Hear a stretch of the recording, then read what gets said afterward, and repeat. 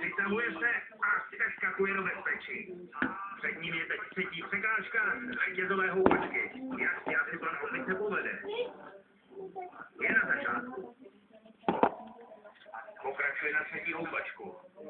Suverénní výkon. Koordinuje pohyby všech svalů. Co? Jenom se kouká do objektivu. Se dostat na druhý konec této překážky, neměl vydělat žádné zbytečné pohyby. Je u posledního řetězu. A Omori bezpečně sestupuje. Před ním teď čeká tyčový kluzák.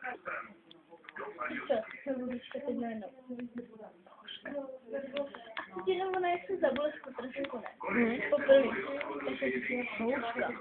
A teď najednou. Pořád na vlhka.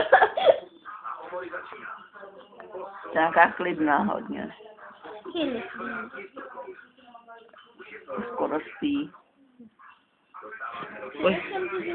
On nespí.